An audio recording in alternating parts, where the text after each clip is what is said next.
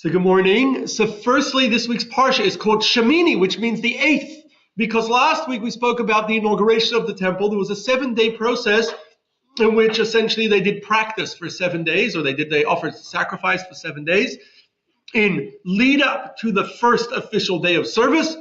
The 8th day is then the first official day of service in the temple, the new temple that they had just built.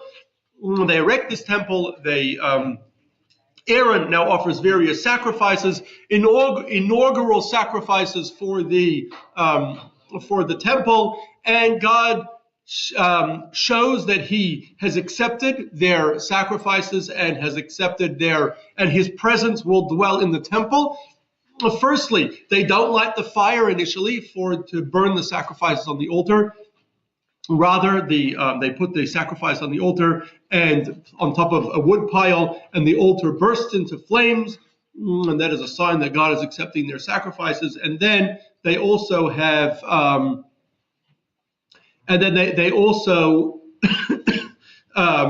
the cloud of glory that God had kind of led them through the desert now rests on top of the Mishkan, on top of the temple.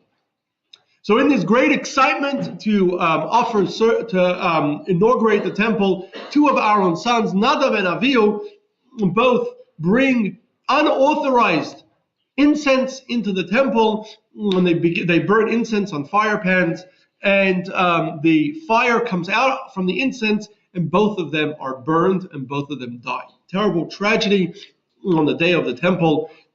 Moshe tells Aaron instructions from Hashem that he should not mourn, he and his sons, because it's their inaugural day of the temple, should not mourn for the death of his two sons.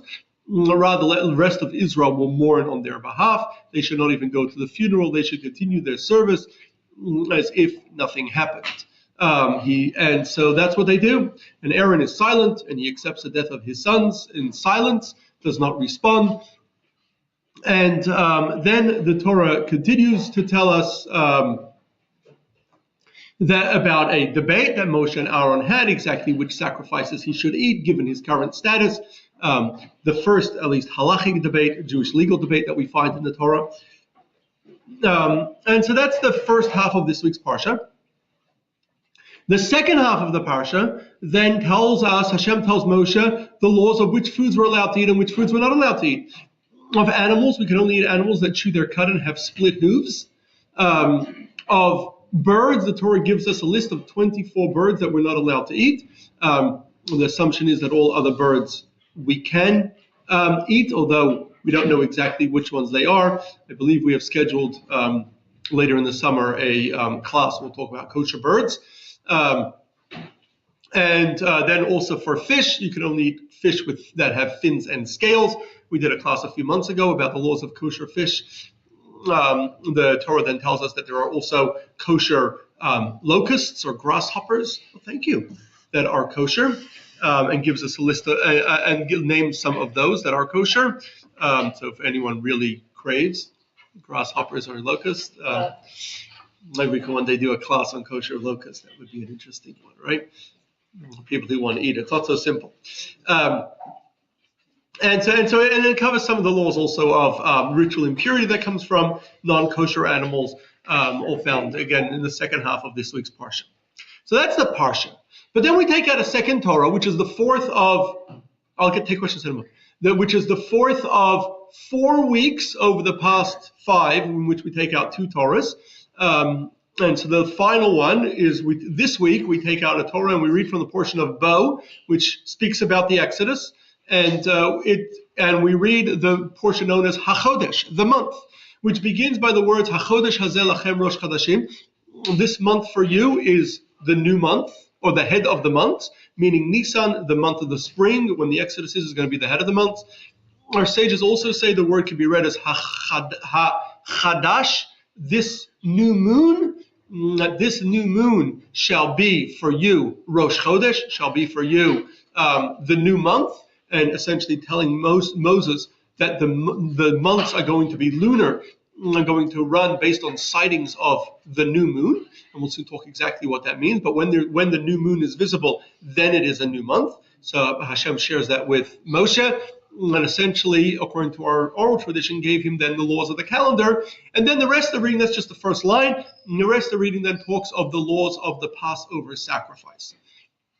And the simple reason why we read this is this started already during temple times, when every Jew would go to Jerusalem for Passover, and they would offer on the day before Passover a Passover sacrifice. And it's important for everyone to know the laws, and so therefore to remind everyone, 2.5 weeks before Passover, we always read, or the Shabbat before the first of Nisan, before the first of the month in which Passover will fall, we always read about the laws of Passover. That is the second parsha of HaChodesh. And then next week Tuesday, we'll talk about it next week, we begin the month of Nisan, the month of that Passover is in, as we continue to prepare and get closer to Passover. Yes, Debbie? What's the purpose of sacrifice, giving sacrifice? That's an excellent question. We did already 2 classes where we addressed that question. And they're both on the podcast, and I encourage you to go listen to them if you don't remember what we said there. Or we can talk about it at the end. Yes, Steve? Okay, so for kosher locust, is there any place in America, Israel, or if there's any Jews still in Yemen where you can buy it off the shelf and it has a hechsher? Is there any place you could buy kosher locust off the shelf that has a hechsher? Not that I am aware of. Kosher locust itself is something very controversial, because can we positively identify kosher locust today is a big question. And according to many scholars in places where locust was common, such as North Africa, notably Rab Chaim ben Attar, there is no such thing as kosher locust. But there were some Jews, at least in some places, such as Yemen, that did eat kosher locust till recently. I believe that in Jerusalem there's an exotic restaurant that has some of these exotic foods. I think they also have kosher locust, but I'm not sure. So, like on Facebook, you see all these people are worried about they're putting insects into food now because of the extra protein. I never heard about that, putting insects into food because of extra protein. I've never heard about it.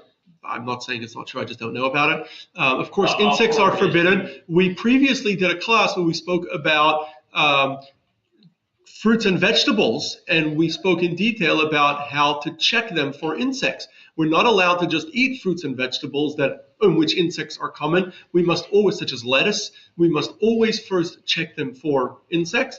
And those fruits and vegetables which cannot be fully checked, in other words, there's no real way to remove the insect, we don't eat at all.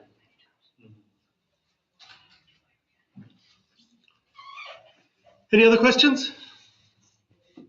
So let's move straight to our topic for today. So given that the Parshat HaChodesh, the second Torah that we're going to take out this week, it opens by talking about the new month and the calendar, which according to our tradition is the mitzvah of the calendar. And we previously did a class about the Jewish calendar, but this time we're going to talk about the ancient Jewish calendar, the original Jewish calendar.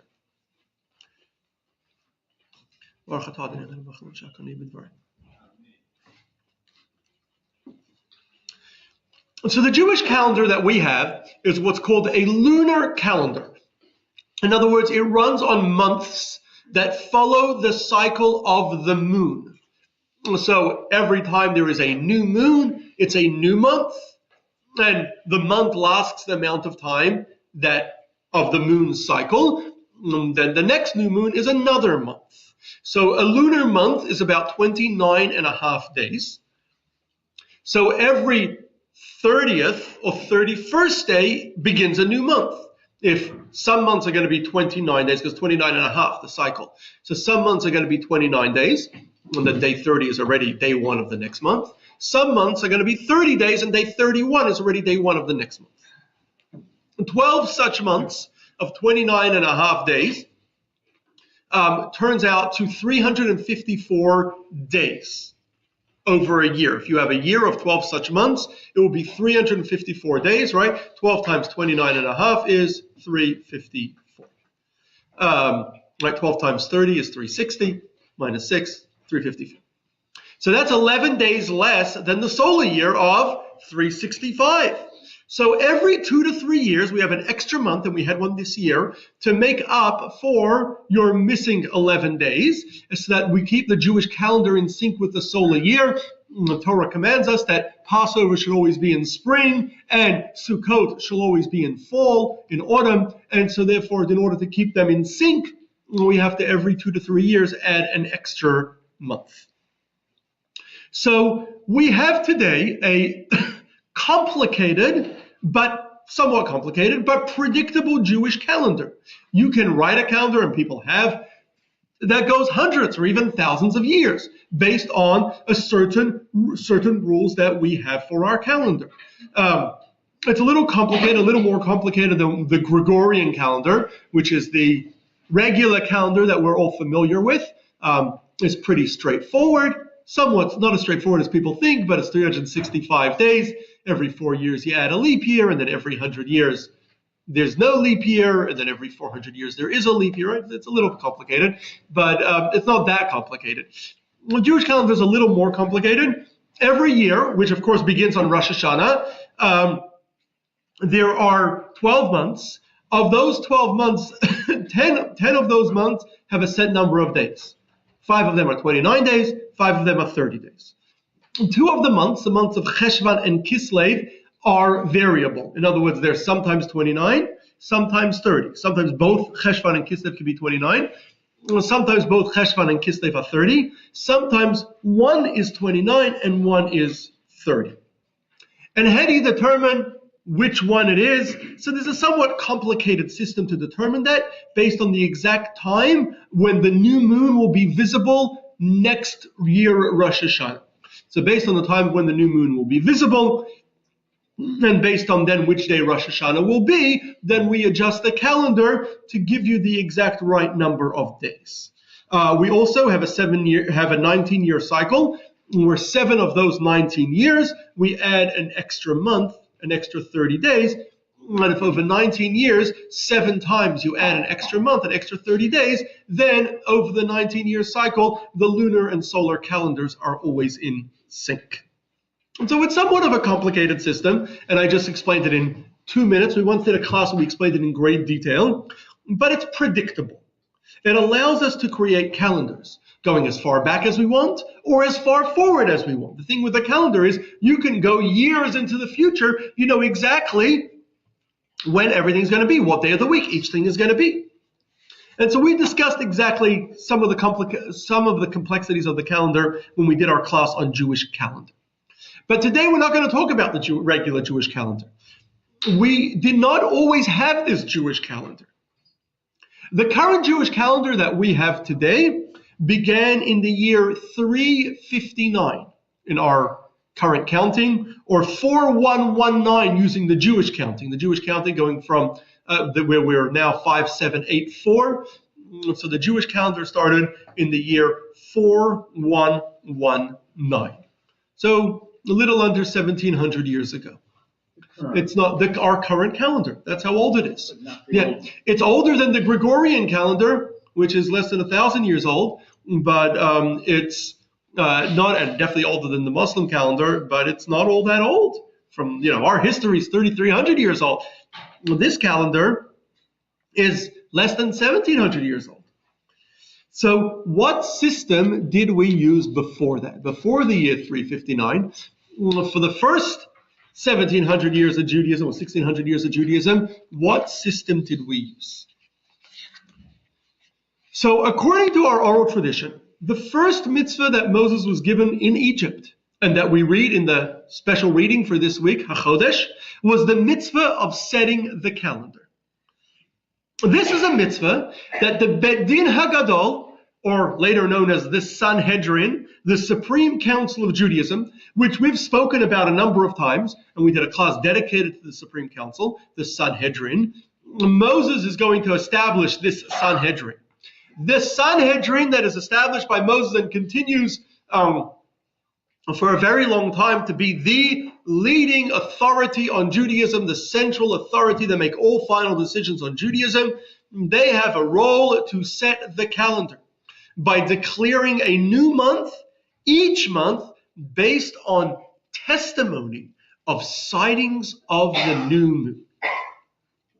So the full average lunar cycle each month, and it varies slightly from month to month, But the average lunar cycle, the ancients already had it very exact. It's extremely exact. It's 29 days, 12 hours, and 793 parts of 1,080 parts of an hour. Or that would be 44 minutes and 3 1/3 seconds. That's the exact average lunar cycle each month. And it varies slightly from month to month, but there's a very predictable average that we've really nailed down to the fraction of the second. Every month, at the end of the month, what happens is the moon disappears. And this happens when the moon is directly between us and the sun in latitude. Now, it's not always in longitude between us and the sun, because the moon and the sun, not only from our vantage point, not only move across the sky from east to west, right? Every day they're crossing our sky from east to west. They also move back and forth north-south too. So the moon and the sun are not usually on the same longitude, meaning they're not on the same northwest line. But every month they cross each other on the east-west line. At a certain point they cross each other. Now, when they cross each other on the longitude as well as the latitude, in other words, east-west and north-south, then the moon is going to be blocking the sun, right? And then we have an eclipse, right? Which is, right, if they cross each other like that. And that's going to happen on, we're going to have one on April 9th, which is, April 9th. Some people, not here we're going to have a partial eclipse on April 9th. And I did a class on an eclipse the last time we had an eclipse about 5-6 years ago in this country. I did a class on the eclipse. We spoke about the Jewish implications. But a partial eclipse. Partial, we're not in the path. We're not in the full path. So, they do cross, but in longitude and latitude, and the eclipse will always be on a new moon, on what we call Rosh Chodesh, right? Always on the day of the new moon. Because the moon has to be. Because it has to match up to the sun both in longitude and in latitude. In other words, both east-west and north-south, in order to perfectly block the sun for us. Now, but it doesn't always match up north-south, but every month it reaches the sun east-west. Every month they are at the same latitude. And so when they're at the same latitude, you can't see the moon, because we only see the moon reflecting the sun. When the moon is directly between us and the sun, then the sun is shining on the far side of the moon. And so we can't see any of it. And only once the moon moves a little bit away from the sun, then can you see a sliver of moon, and that's what we call the new moon. And so we could know from astronomically exactly when the new moon will be visible. We can calculate that, and it's not a very complicated thing to calculate. Once you have the 29 days, 12 hours, 44 minutes and 3 1/3 seconds, all you do is you add it from last month, and you know exactly when it's going to be visible, right? So it's pretty straightforward, pretty easy to calculate.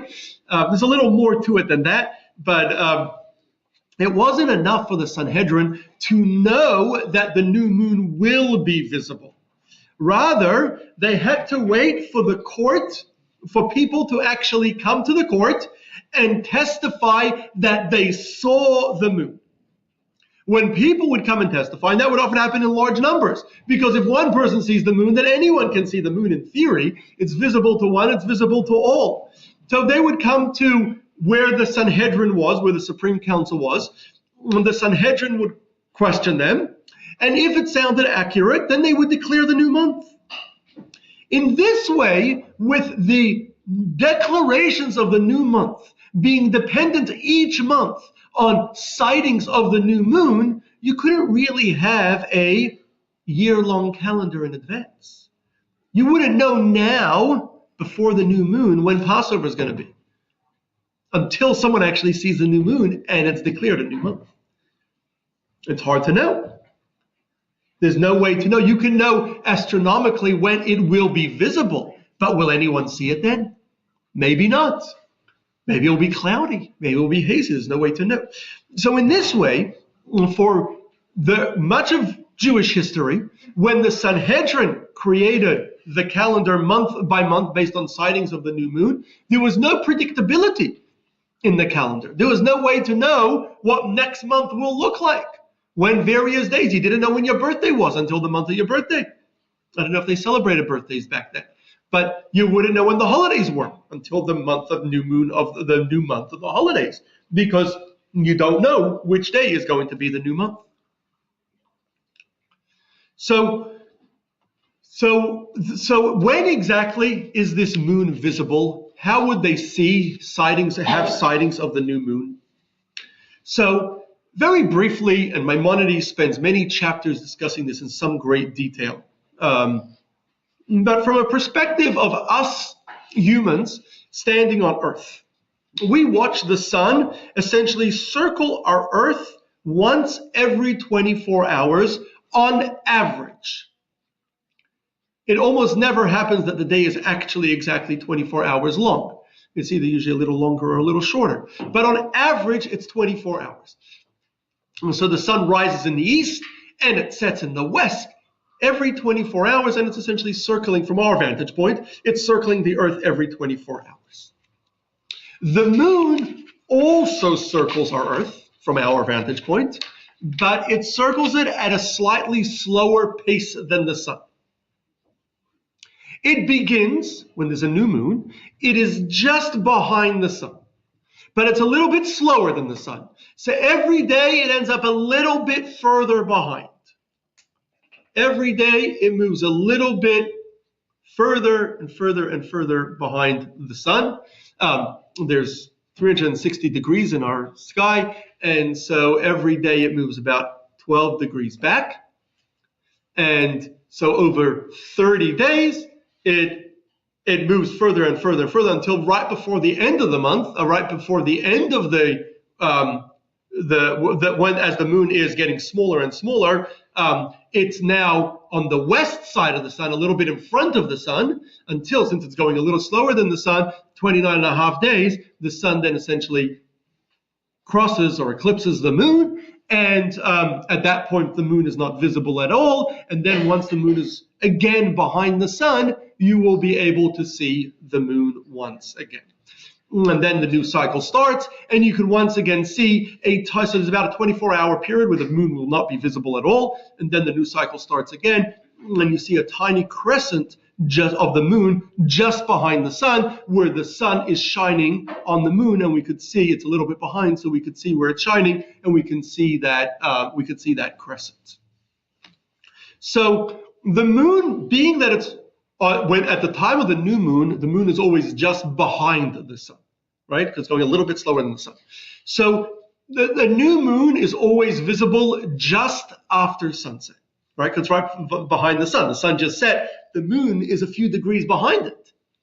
So you'll always be able to see the new moon, just after sunset, depending on the day, because the sun can eclipse the moon at any time of day. In any place on Earth, right? It could eclipse the moon, right? The actual moment where the sun crosses the moon and passes the moon from the Earth's vantage point could happen at any time of day, anywhere on Earth. But you're not going to see it if it's in the middle of the day. You won't be able to see it. You'll only be able to see it wherever you're standing, when the sun sets and the moon is far enough behind the sun that is a little bit behind the sun, that now you can see the crescent. That's when you're going to see it. So let's say if the sun eclipses the moon at 2 o'clock in the afternoon, or even at 2 a.m., you won't be able to see it, right? Because the moon's already on the other side of the horizon. You'll only be able to see it if the moon eclipse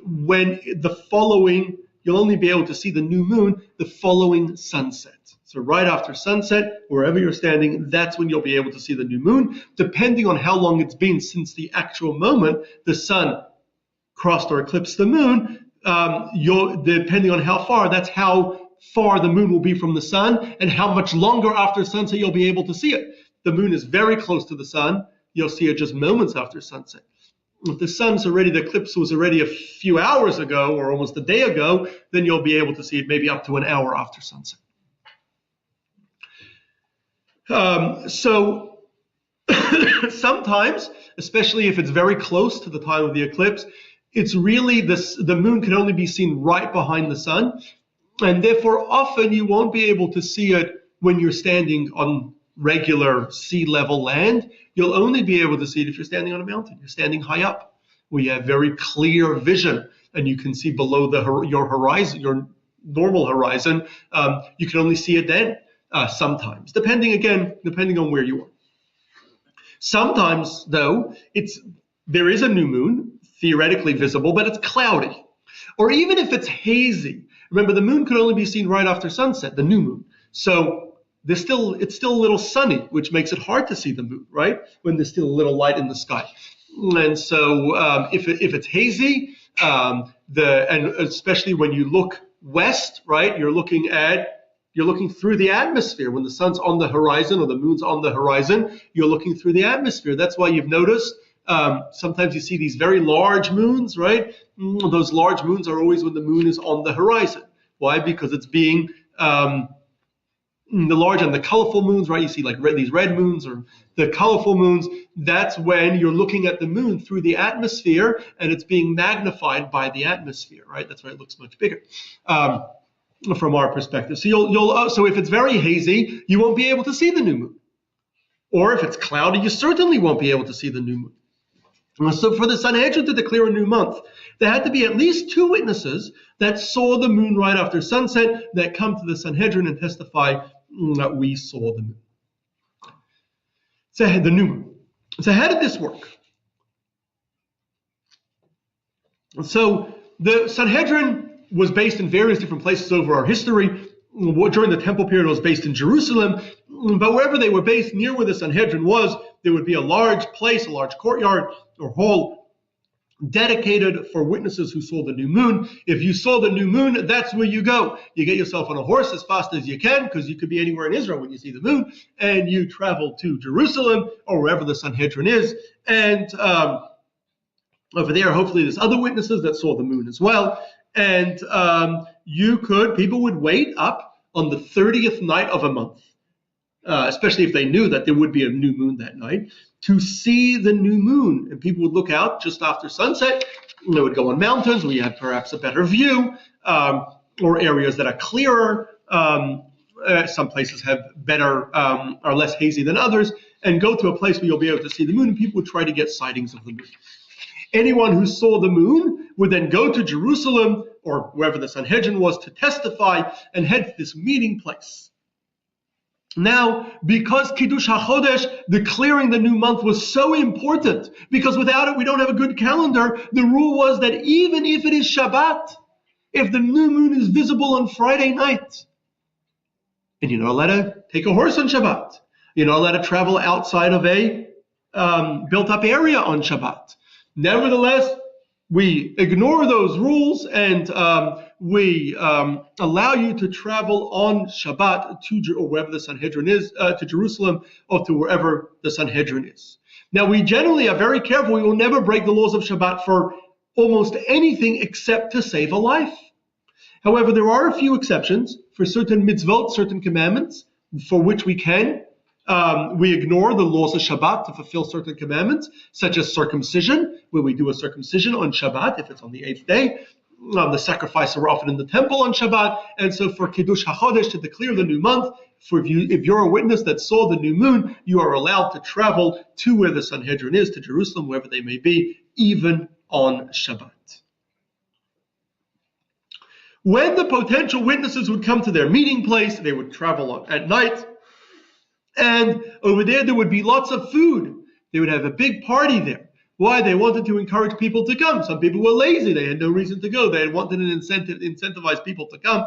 And so there would be a big party. Anyone could go and join the party. And so people would come to testify. The next morning, the Sanhedrin would begin to question witnesses in the order of when they arrived. They would register and they would question them. And if they can find 2 witnesses that testify accurately, then their testimony was accepted. How would the Sanhedrin know if it was accurate? Well, astronomically, they knew exactly where the moon was visible. Exactly which direction. Sometimes it's further north, sometimes it's south, sometimes it's north of the sun, sometimes it's south of the sun. Right? It could be the exact location of the moon can be slightly different, right?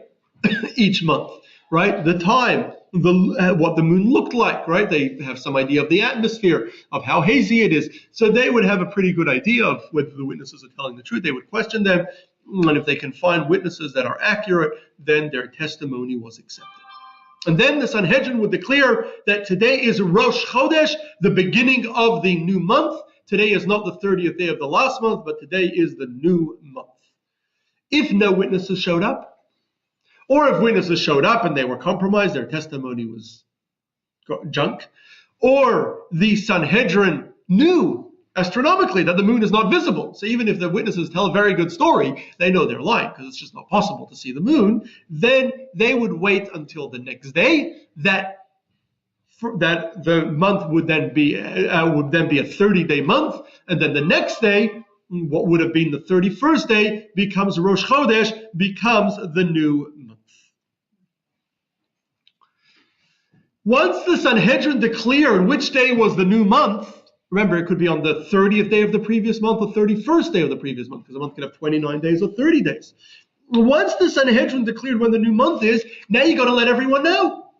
So, for the first 850 years or so of Judaism, it wasn't a big deal, because virtually all Jews lived in the land of Israel, and they would have writers hired by the Sanhedrin that would travel around the country and let all the various communities know within a couple days when the new month was, when the holidays are going to be.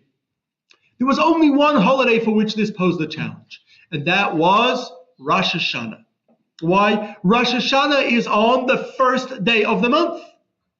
So when Rosh Hashanah begins, you don't even know, when they had this system, you wouldn't even know if it is Rosh Hashanah or not. You're going to wait for a sighting of the new moon. And even if you see the new moon, there's no guarantees that the Sanhedrin is going to declare a new month, because maybe they don't get good witnesses. Or we're going to soon see there's other exceptions. So you don't know whether it's going to be a new month until the next morning when the Sanhedrin declare that it's a new month. And even if they declare the next morning that it's a new month, then if they declare the next morning, there's no way for Jews outside of Jerusalem, wherever the Sanhedrin is situated, to know. How are you going to see? You can't ride on Shabbos or on the holiday. How are they going to let people know? So everybody always kept, therefore, 2 days of Rosh Hashanah, and that's why Rosh Hashanah remains a 2-day holiday today everywhere, including in the land of Israel. Following the destruction, but for all other months it was no big deal. They would send out messengers, writers, who would let everyone know. Yes? So the 2-day holiday for Rosh Hashanah, so is this because they weren't sure, like, which day would be Rosh Hashanah? So there was no way to know till after the fact. Cover their bases, yes. Yeah. They didn't know until after the fact. They only found out after Rosh Hashanah which day was actually Rosh Hashanah. Following the destruction of the first temple, the Jewish people were exiled to Babylon, and they gradually spread out across the Babylonian, later Persian empires. Jews no longer lived in one place. At first, the Sanhedrin itself was in Babylon, but after the second temple was built, Ezra moved the Sanhedrin back to Jerusalem. Although there was now a sizable Jewish community in Jerusalem, people that had come back to Jerusalem, or to the land of Israel, but most Jews still lived in Babylon, with Jews living in other places. How do you let Jews, in Babylon know when the new month was declared and what day Passover will be? For example, Passover is on the 15th of the month. How do you know when Passover is? You could send writers, but writers won't get that far. You only have 14 days to know when Passover is. Writers can't travel that far. They didn't have cars or planes or other means of communication or fast travel. So how would you let people know? So they came up with a great solution. They would go to the top of Mount of Olives, which is just east of Jerusalem, and they would light a massive bonfire. And there would be Jews further away, miles away, tens of miles away, in other places that would go to the top of the mountain, and from where they were able to see the Mount of Olives, and then they would see the bonfire. It would be a sign that it is the new month. It's Rosh Chodesh, and they would do it the day after Rosh Chodesh, right? The next night, right? Because Rosh Chodesh is always declared in the morning, and this would be the next night. And so they would then they would see it's Rosh Chodesh. They would light fire on their mountain. Then Jews that were tens of miles away from them, who were able to see their mountains, would then wait for the fire, and they would then light a fire on their mountain. And in that way, by lighting these large fires on top of mountains, they were able within a few hours to transfer news of Rosh Chodesh from the land of Israel, from Jerusalem, all the way to Babylon and all the other lands in between, just by lighting fires from one mountain to the next. And mountains you could see from far away. At night, you could see a fire burning on a mountain from tens of miles away. So that way, you can quickly pass information very, very quickly. The sign was the lighting of the fires. They could quickly pass information that it was Rosh Chodesh all the way to Babylon within a couple hours. So that worked for some time. However, in the land of Israel, there was another group called the Kutim. Kutim were a group of non-Jews who had been brought as part of the Assyrian system, where they would exile every nation they conquered and kind of mix them up as part of this mass assimilation into an Aramaic-speaking Assyrian empire. When they exiled the tribes of northern Israel, they brought people from Mesopotamia, from various places, but one of the places they came from was from Kut, and they settled them in northern Israel. And so these people, Kutiyim, they ended up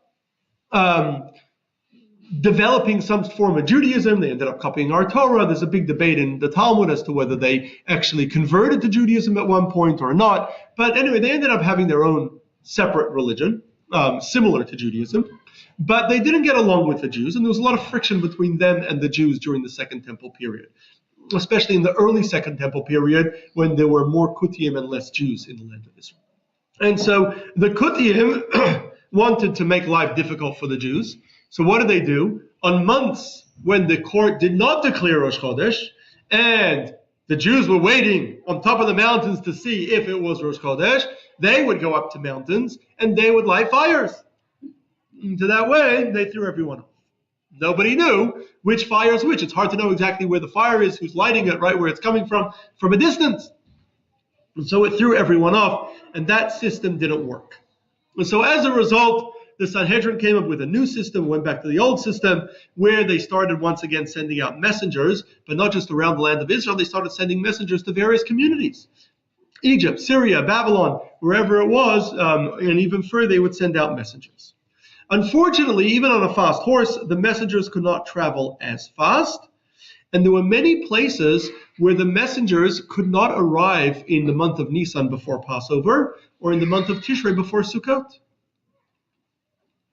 So there was no way to know which day was Passover. Was it, what day did the month start? Did it start, was the previous month 29 days, or was the previous month 30 days? Is today Passover or is tomorrow Passover? You didn't know.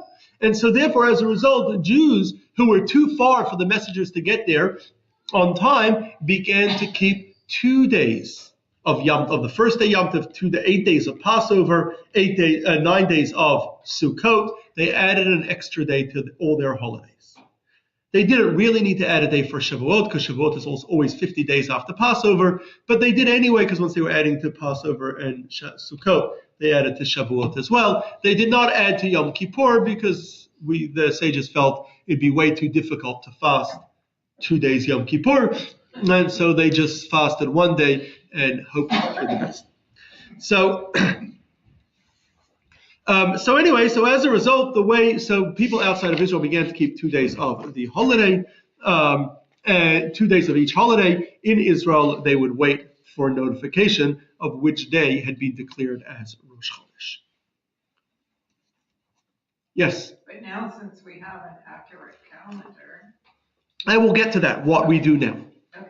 So in addition to the role of the Sanhedrin to declare a new month each month, the Sanhedrin also had the role of creating leap years. And because, as we explained, there's an 11-day gap between the lunar year of 12 moon cycles, which is 354 days, and the solar year, which is 365 days. So every 2-3 years, they need to add an extra month. So the Sanhedrin had a role of deciding each year if we should add another month of Adar. And they decided based on the solar and lunar cycles, which themselves are highly predictable. They also decided it based on other unpredictable factors. They took into account the harvest. When the Torah says that Passover should be in spring, they felt not just in the season of spring, when there's actually fruit ripening, when the grains are ripening. If the grains were not ripening quickly this year, because it was cold very late, right, depending on when it starts warming up, and that's how quickly the grains will ripen. So the grains are not ripening quickly, then seem to be running late, then they would delay it. They would add an extra month. Or sometimes they would take other, even political considerations into account when deciding of whether or not they should add another month. And once again, one would not know when the leap year was declared until, which would be usually sometime in the month of Adar, until after it was declared. There's no way you could predict that in advance.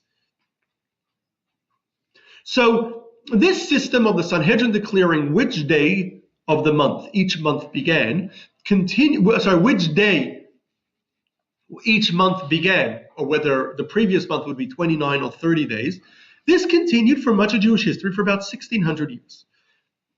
However, after the destruction of the Second Temple in about the year 70, and after Rome adopted Christianity around the year 300, the Jewish community in Israel began to dwindle. They started already dwindling after the destruction of the temple, and there was another war 60 years later, and then it continued to dwindle, but it then accelerated once Rome adopted Christianity.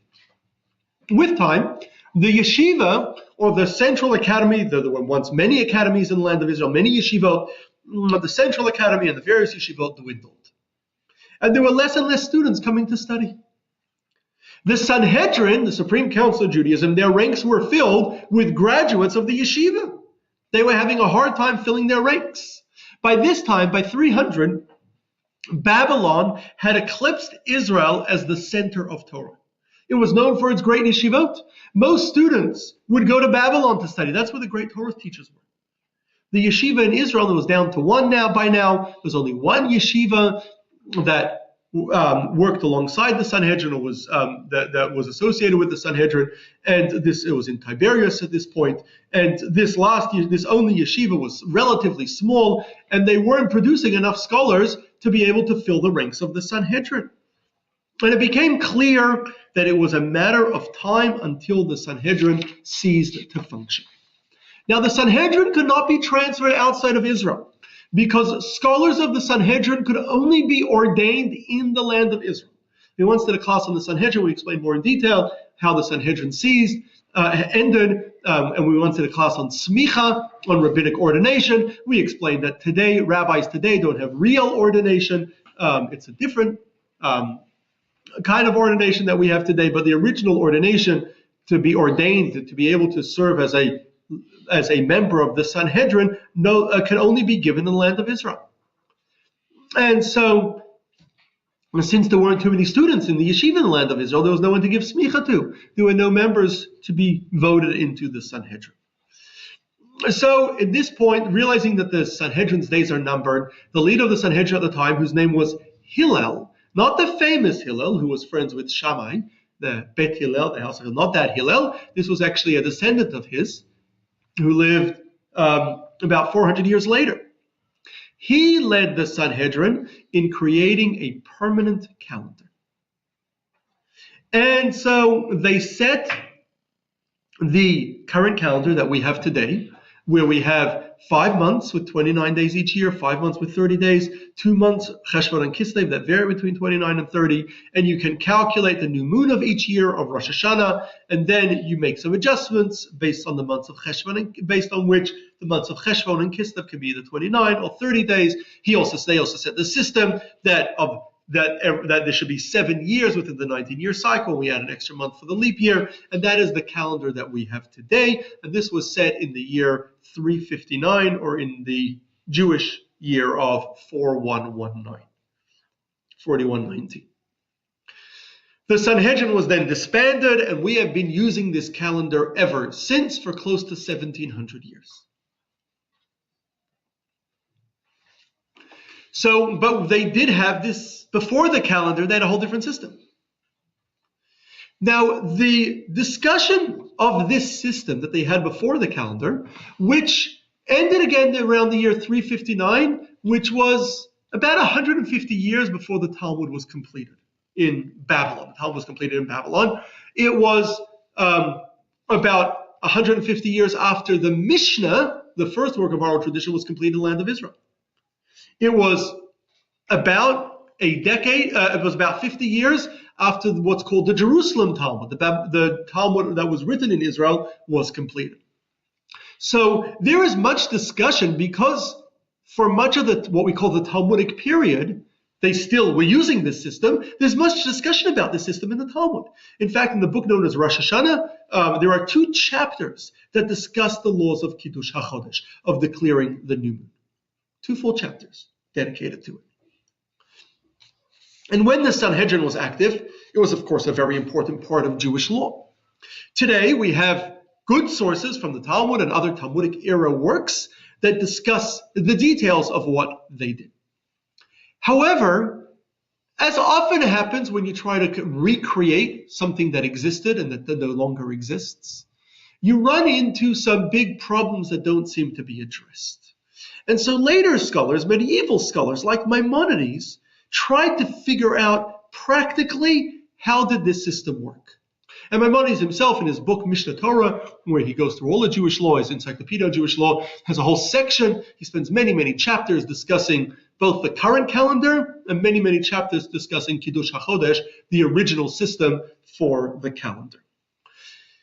But they pointed out that there's a few problems with the system as it was described to us. And it couldn't have been as simple as it sounds. It wasn't all that simple, but it couldn't have worked as simple as it sounds. One issue is that sightings of the new moon are going to be notoriously unpredictable. Because what if it's cloudy on the 30th night? Even though you know astronomically that the moon is visible tonight, you're not going to see it because the clouds are blocking it. What if it's cloudy 2 months in a row? Now, if the month was visible last month on the 29th of the month, and you nevertheless kind of added an extra day and declared and yet one more day of the month, then certainly the following month, right, then certainly the following month, the moon will likely be visible as well, right? Because you've added a whole extra day, but the last month was 30 days, when it should have only been 29 and a half days later, the moon is going to be, which is now going to be on day 28 and a half, the moon's already going to be visible. Certainly by the eve of the 29th, the moon's going to be visible. What if it's cloudy again? Again, you'll have a 30-day month. What if it's cloudy a few months in a row on the night that you're supposed to see the new moon? What's going to happen? Your calendar's now totally off. The new moon's going to be visible on the 29th night, or on the 28th, or the 27th, long before the end of the month. The new moon is already visible. You're totally off. Therefore, Maimonides suggests, although we don't have this recorded anywhere, the only way this would have made sense is the Sanhedrin must have had some flexibility to declare a new month because they knew the moon would be visible, even though nobody actually saw it. Maybe the first month it wasn't visible, he suggests. They would say, okay, we'll have the month have 30 days. But if it's 2 or 3 months in a row that it's not visible, they would just say, no, this month is 29 days. We're declaring it Rosh Chodesh regardless. Because otherwise your calendar is going to be totally out of whack.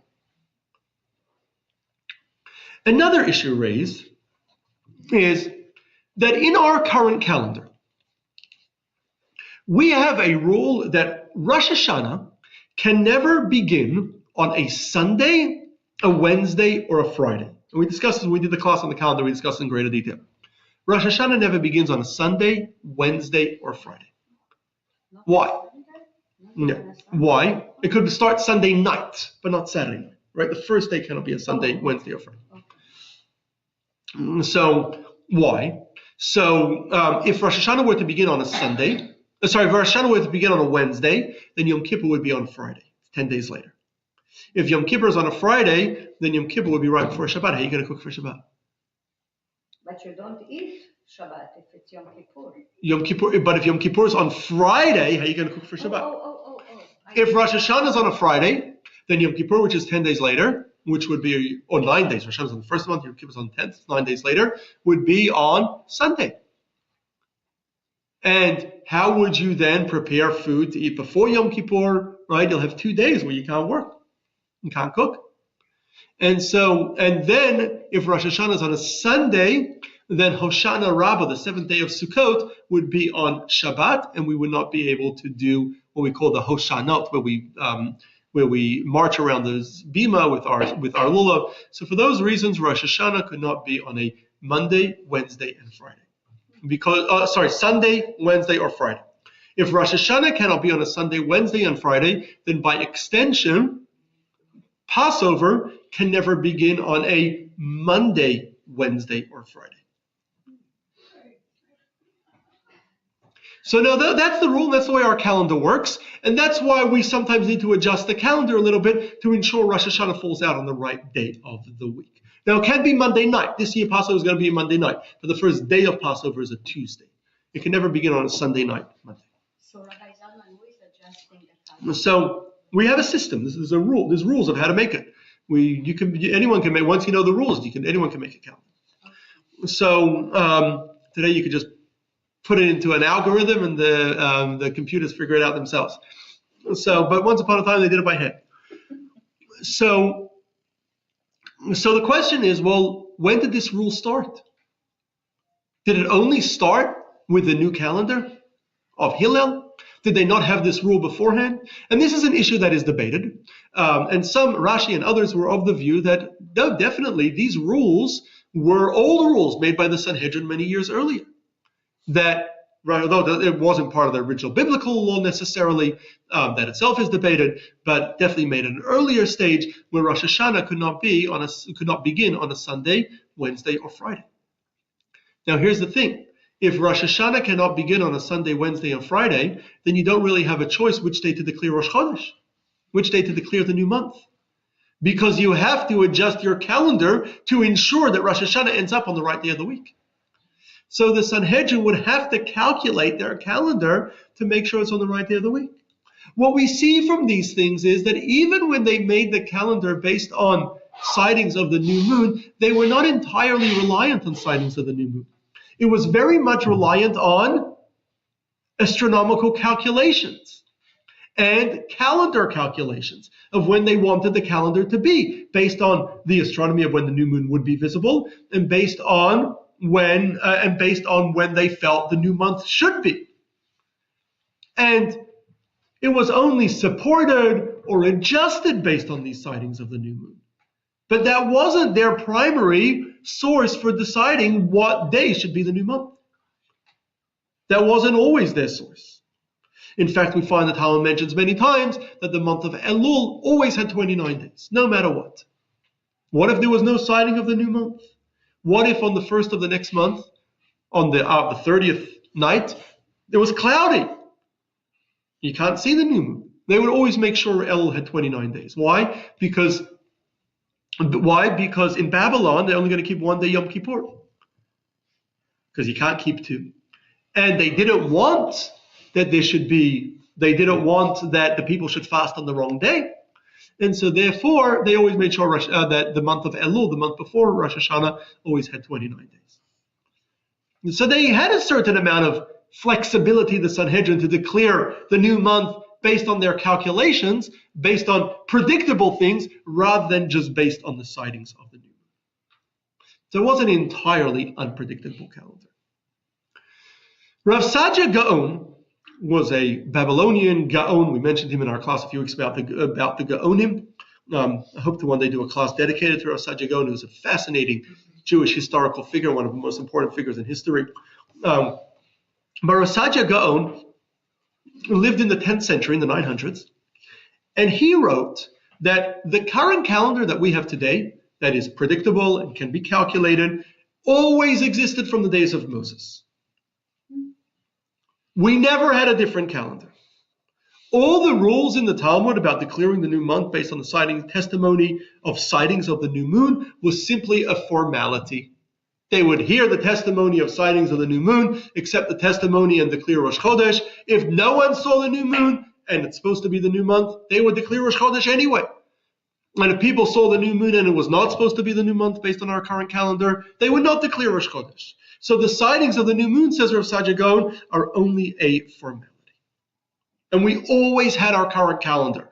Hillel did not create our current calendar, and his Sanhedrin did not create our current calendar, but rather it was always there, and he just abolished the Sanhedrin's role in declaring the new month each month, but there was always a predictable calendar. Other medieval scholars, such as Rabbeinu Hananel, who lived in the 10th century, Rabbeinu Bachya, who lived in the 12th century, agreed, and they also believed that there was never another calendar. We always had our current calendar. Many scholars thought that this was a little bit of a stretch. What would be the point of the exercise of accepting testimony of sightings of the new moon if you didn't actually need it? And why, outside of the land of Israel, in the diaspora, would we keep 2 days if we always had a set calendar? I forgot to mention to answer. I was supposed to answer it earlier. I missed it. Susan asked earlier, what happened when Hillel set the calendar? Why do we continue keeping 2 days? And the answer is that when Hillel set the calendar in place, he also, the Sanhedrin, declared that all those places that are already keeping a 2-day holiday should continue to do so and should not change. And the reason for that was, before we had computers and before we had printing, each rabbi would have to calculate the calendar themselves. It's a little complicated. Rabbis aren't perfect. They sometimes make mistakes. And so you don't want to end up observing the wrong day holiday. The rabbi's off by a day, you keep 2 days holiday. You did the right thing. So because of that, and it sounds funny to us today because you just go to your phone and you know the calendar, but it wasn't as simple back then, right? You were living in a village by yourself. There was no one around you. You had to send for the next village to find out, the date, if you weren't sure. So that's why we continue keeping 2 days holiday, and even today that we have calendars, it's something that we've always done. So we continue. Anyway, getting back to so scholars asked, well, why would if as Rav Saadia Gaon says that they always had a set calendar and they always knew what day was the correct date, then why would, even outside the land of Israel, because it was highly predictable, then why would they ever have kept 2 days of Yom Tov?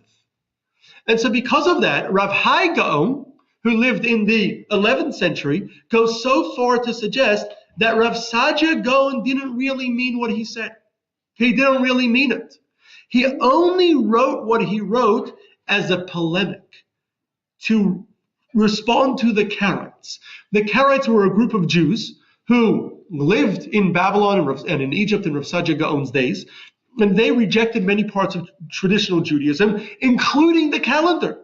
And they continued to create their calendar month by month based on moon sightings. They didn't have a Sanhedrin, a Supreme Council. Each town would have their own moon sightings and would create the calendar month by month.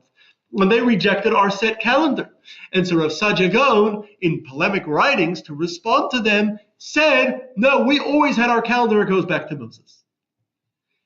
But he didn't actually believe that. That's what Rav Hai Gaon writes. It doesn't appear that others like Rabbeinu Hananel or Rabbeinu Bachya agreed with that. They certainly did believe that we always had this calendar, but there definitely was this view that our calendar always existed. Not again the common view. The common view of Maimonides and Rashi and most other medieval scholars and most scholars is that we did have this other system until Hillel created our calendar, where they would set the new month based on moon sightings. It wasn't entirely based on moon sightings, as we explained. It was very much based on calculations as well. And it was based on other considerations, such as which day of the week Rosh Hashanah would be. But it was based, at least to some extent, on moon sightings. And so we now have our current calendar. There's some debate of what we would do in the future times. We do believe that Moshiach will come. We do believe that Moshiach will restore the smicha, the rabbinic ordination that we had back in the days when the Sanhedrin existed, and will reconstitute the Sanhedrin. We will once again have a Supreme Council of Judaism. Will they go back to setting the new month every single month or not? Or will we can retain our current calendar? That's something that's debated. Possibly they will go back to at least declaring the new month every month, possibly also to basing it on moon sightings. Again, as we said, there's some debate as to how much was based on moon sightings to start with. So now many of the commandments of the Torah essentially have certain rules. If this and this happens, then you do this. If this and this happens, you do that. Or you're required on this day to do this and on this day to do that. Every 7 days, keep Shabbat. Don't eat this food. Don't eat that food. Is in this week's Parsha. There's one group of mitzvot that are reliant on our own creations, on our own declarations. And that is the calendar. A big part of Judaism is calendar. We have all our different holidays: Passover, Shavuot, Rosh Hashanah, Yom Kippur, Sukkot, and other minor dates. We have various holidays in Judaism. And how do you know what day it is? So for Shabbat comes every 7 days, whether you like it or not. You can't change that. That's not adjustable. The calendar, however, God told Moses that the Sanhedrin, the Supreme Council of Judaism, they will have a role in creating the calendar. It's their job to create the calendar. And in fact, that became the primary role of the Sanhedrin, to create the calendar. Without the Sanhedrin, they didn't have a calendar. They didn't have any dates. There were no dates. Without the Sanhedrin, there's no Yom Kippur, if you think about it. The new year, Rosh Hashanah, it's the Sanhedrin that decides when Rosh Hashanah is. And it's the Sanhedrin that decides when 9 days later Yom Kippur will be. Which day is your perfect day to ask God for forgiveness and atonement? Which day is the Day of Atonement? God is going to wait to see what the Sanhedrin says. Depending on which day and when the Sanhedrin sets Yom Kippur, that's the day that God will accept as the Day of Atonement.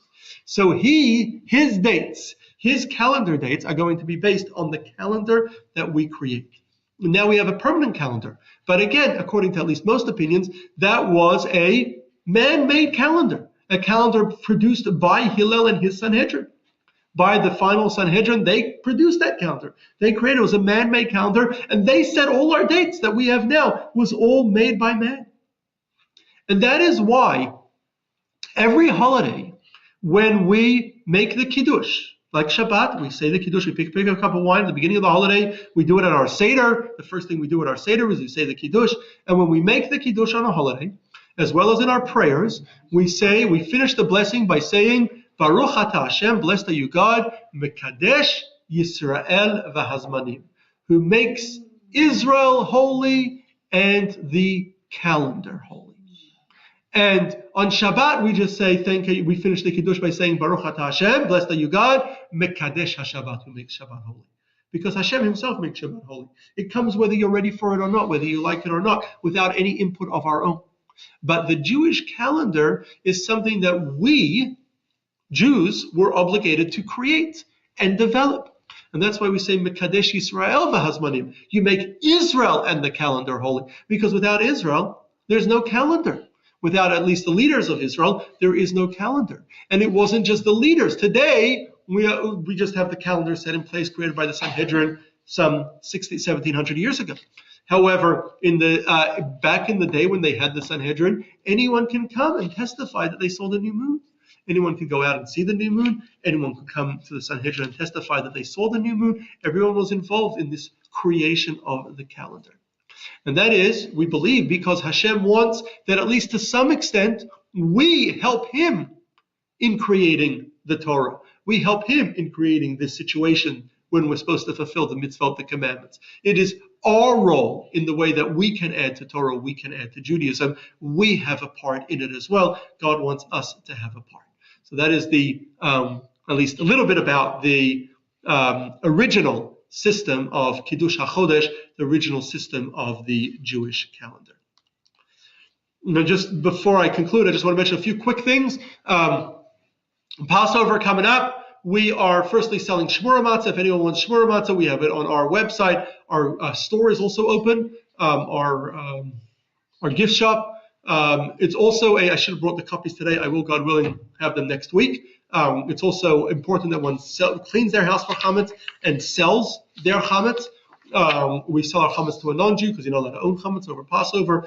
The easiest way to do it, if you don't want to go hiring your own lawyers, is to just authorize the rabbi, is to sign a document to authorize the rabbi to sell it on your behalf, and he'll make sure to do it properly and legally. So I will have copies of those. You can do it online. I'll have copies of those documents here, God willing, next week. As I mentioned, we're distributing matzah to anyone in the community. I will have matzah for all of you. And anyone who would like to distribute, I know a number of you told me already you would like to. If you would like to distribute in the area, let me know, and I will give you a list of your Jewish neighbors to distribute to. And finally, we will be having a Seder here, 2 Seders. That is April 22nd, Monday, April 22nd, and Tuesday, April 23rd, are the first two nights of Passover. Outside of Israel and diaspora, we do 2 Seders. And so I encourage you to join us for one or both of those Seders. If you don't already have plans for a Seder, please do join us.